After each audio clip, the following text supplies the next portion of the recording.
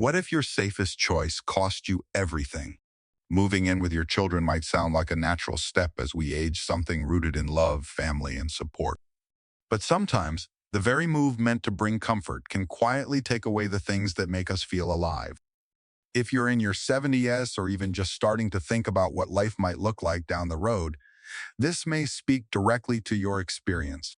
For many older adults, the decision to move in with their children feels like the right thing to do at the time, practical, economical, and emotionally close. But beneath that surface, something deeper unfolds.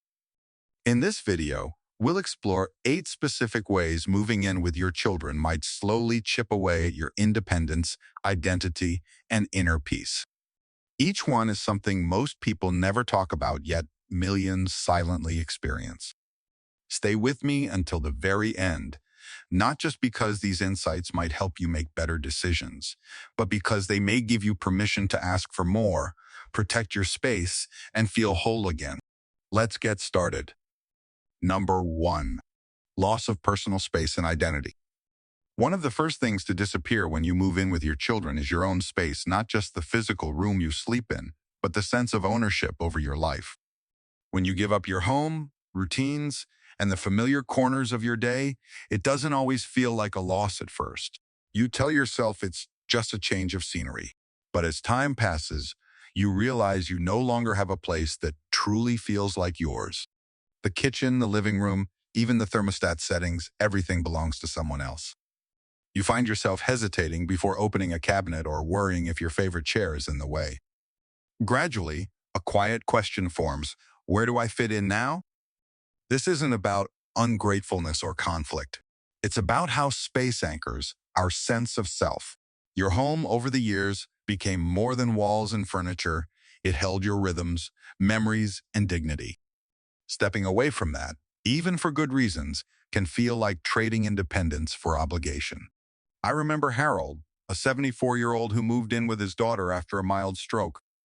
At first, he felt grateful, but months later, he whispered on phone calls, waited for permission to watch his shows, and avoided cooking meals he loved because they made the kitchen smell too strong.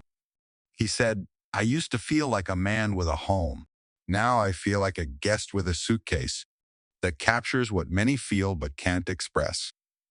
Autonomy, having the right to make small daily decisions, reminds you you're still in charge of your life.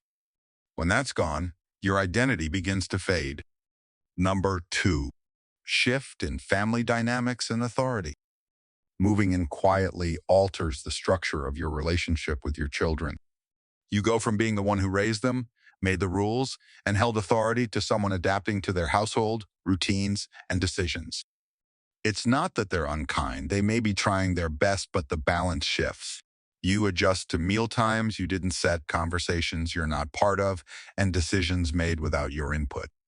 Your opinions might be gently brushed aside, not out of malice, but habit. The child who once asked for your advice now assumes you'll just go along. Irene, 72, moved in with her son after her lease ended. At first, she was grateful, but soon she noticed they didn't ask her about weekend plans or household purchases. One evening, she sat silently as they discussed selling the car she once drove without consulting her. She told me, "I raised him to be independent. I just didn't expect to feel so irrelevant in the process." This isn't about control, it's about dignity. Losing your voice in the family you built makes you question where you stand. Number 3.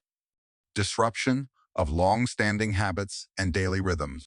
Decades of routines, waking up at a certain time, how you take your coffee, the music you play while reading, aren't just habits.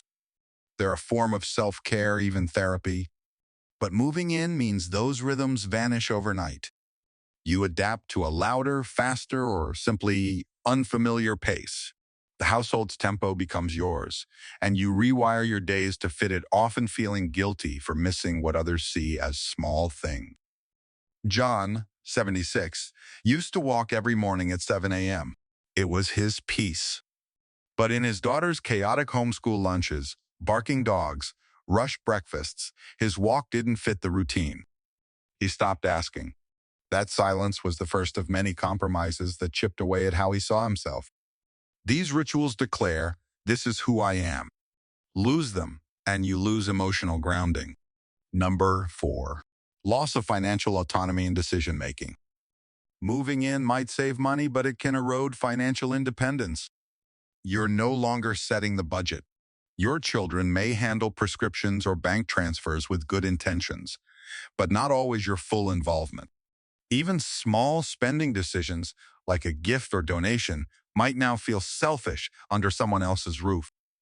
Leonard, 78, let his daughter manage his bills after surgery. But when he tried to buy his granddaughter a birthday gift, she'd say, "Do you really need to spend on that?" He felt he needed permission to be generous, something he'd never experienced. Money represents freedom. When decisions are filtered through others' priorities, you feel managed, not respected. Number 5. Erosion of privacy and personal boundaries. Closeness comes with a trade-off: privacy. Someone walks into your room without knocking. Your mail is opened by mistake. You whisper phone calls to avoid being heard.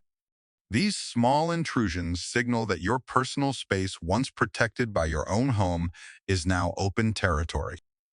Evelyn, 75, moved in after her husband passed. At first, she loved the company. But soon, she couldn't find quiet.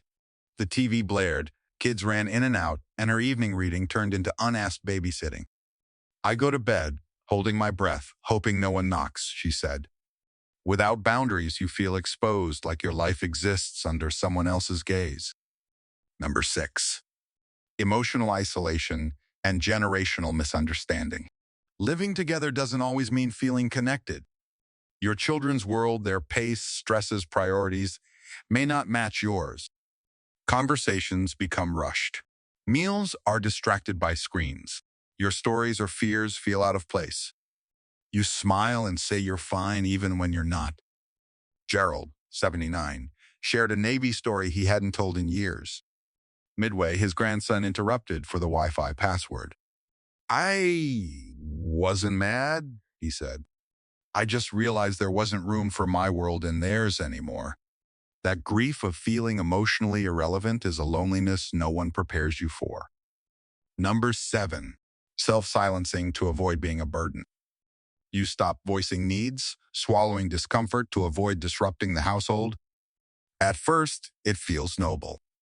Over time, it teaches you your feelings matter less. Elaine, 73, once outspoken, stopped mentioning her aching back or asking for groceries. "They already do so much," she said. "I don't want to seem ungrateful." But gratitude and honesty can coexist. Silence doesn't protect your family, it disconnects you from them. Number 8.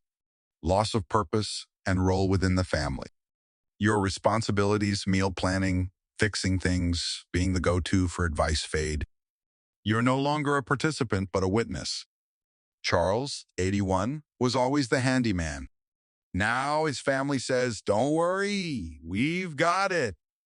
He confessed, "I just want to matter again." Purpose isn't ego, it's meaning. Without it, days feel weightless. If you nodded along, you're not alone. This isn't weakness, it's the complex reality of a choice made from love. But love shouldn't mean disappearing. You deserve to feel seen, heard, and essential, no matter your address. Which of these resonated most? What do you wish you'd known sooner? Share below. Your story matters. If this helped, subscribe for more honest conversations. Thank you for being here.